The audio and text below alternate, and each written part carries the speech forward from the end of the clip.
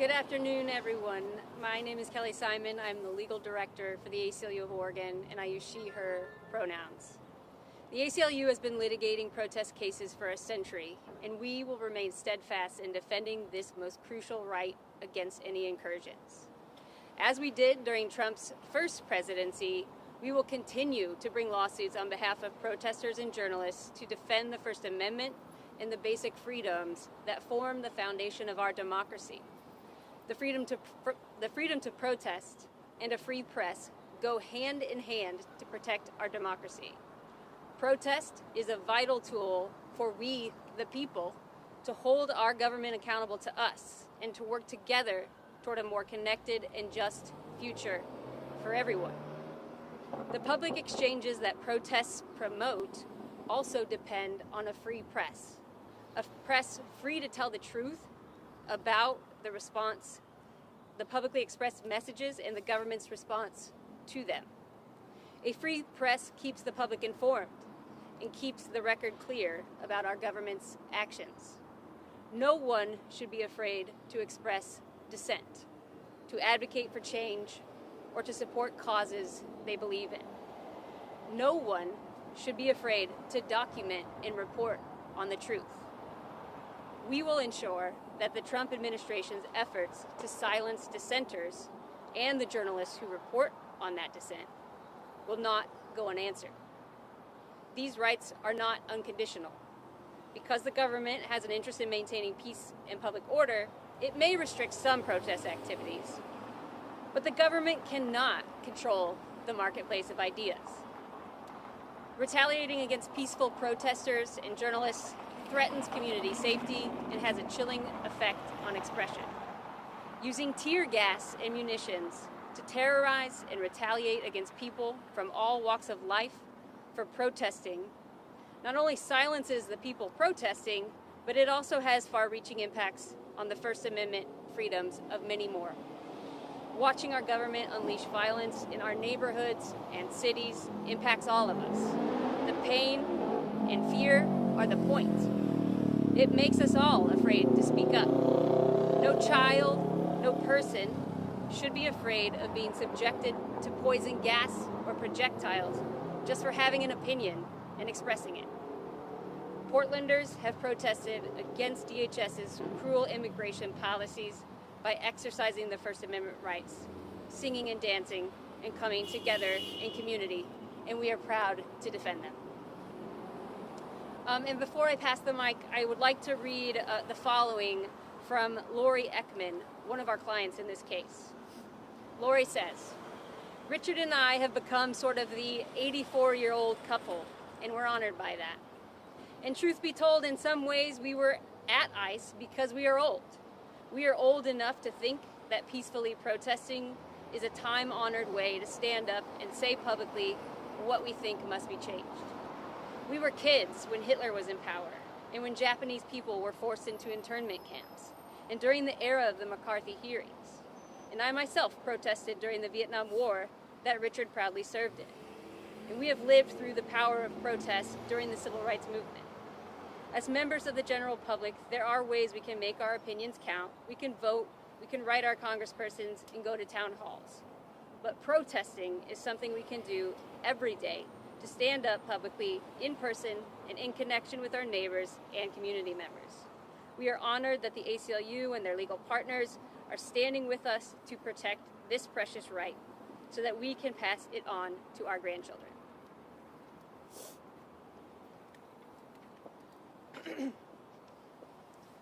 My name is Kim Hutchison, and I use she, her pronouns.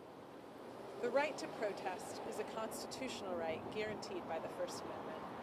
It includes everything from speaking and holding signs to symbolic speech like wearing an armband or a chicken suit. And it also protects peaceful marches and assemblies in certain public spaces.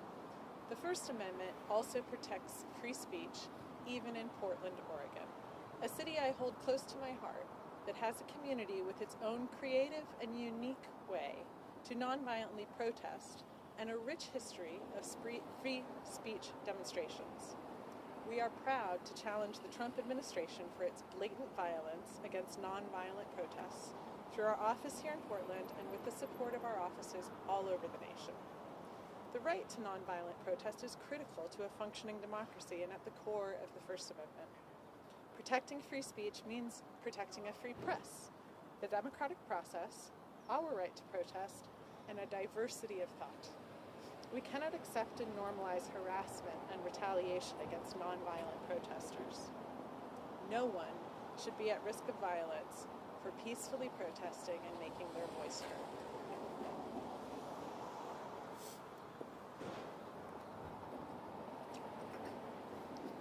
My name is Jack Dickinson. I use he, him pronouns. I am here to represent nonviolent protesters in our community.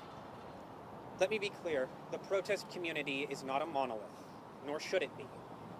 However, we do share the same expectation to have our First Amendment rights upheld. Since June, the Trump administration has subjected people in Portland to chemical munitions and violence because of our words. While it can feel daunting to speak out in the face of threats, other nonviolent movements have shown us that this is what keeps us safer in the long run and what best protects our rights. Silence is not a winning path. This week, the Trump administration had to hear our grievances. I hope the judge will halt their barbaric treatment of our communities. And I hope Portland will continue to show up and use our voices.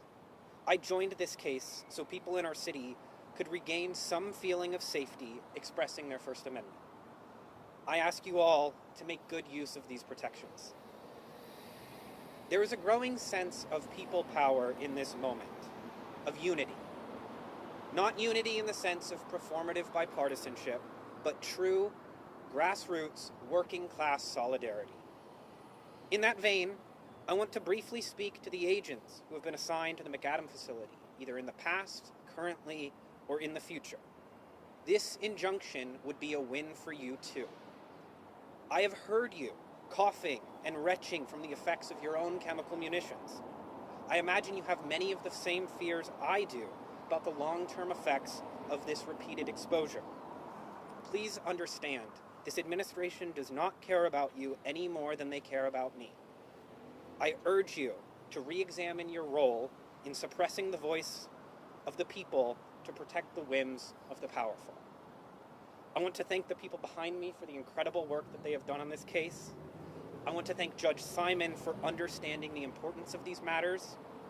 And finally, I want to thank everyone in Portland and across this country who are standing up to tyranny, however it is manifesting in this moment. Thank you. And I think now, if you have questions, we'll take them. So we didn't get that ruling today.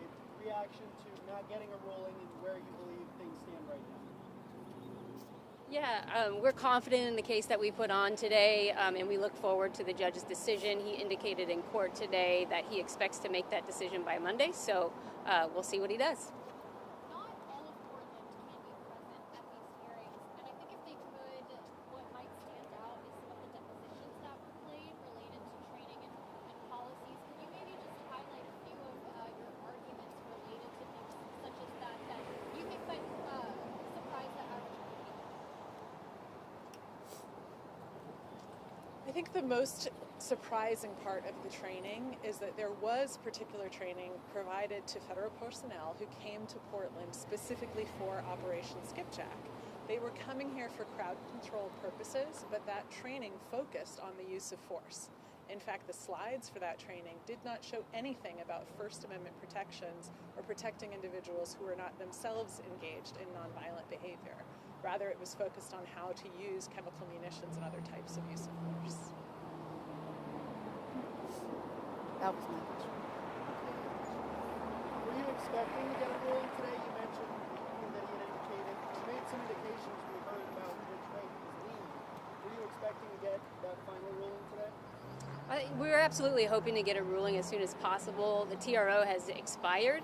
The judge did give a strong admonition to the government that it would be a really bad idea to violate the terms of the order in spirit. even if the sort of potential for sanctions doesn't hang over their heads currently. While it would have been nice to have an order today, we are still confident in the case that we put on, and we look forward to the judge's ruling as soon as he's able to make it. Forward-looking, should he rule in the injunction, what happens if an agent deploys tear gas at a protest? I think this is when I say we'll see them in court. Do you anticipate this case going beyond the injunction? I can't quite hear you. Do you anticipate the case, regardless of how the injunction pans out? I mean, is this the kind of thing that would go to trial? Or do you like it? Yeah, there's a lot of case left here, and so we'll see how the case unfolds. But we do expect that we'll continue zealously pursuing permanent relief. You raised a lot of questions in the trial, so I guess I'm just wondering if there are other questions you still have that you'd like to see resolved.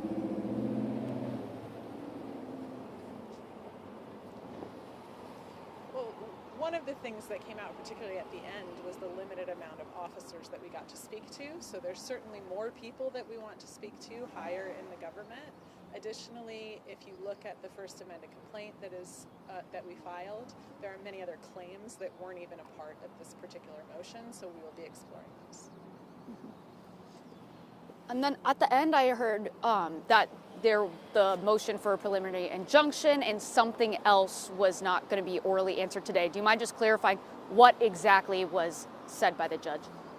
Yeah, so we have filed both a motion for preliminary injunction and a motion for class certification. So the judge is going to make a decision on both of those things, whether he will recognize or certify a class at this point, and whether he will grant relief to that class. I have just a broad question, but I'm wondering if you can respond to broader claims made by the DOJ in their closing arguments today. I mean, primarily it seems like the foundation of an argument is we just need access to these tools, they say, because they claimed they can't de-escalate if they don't have access to those tools. Is there any response you can give right now? I think the most obvious response to that is in the last 28 days when the temporary restraining order has been in place, their own officers have not raised a concern about the ability to access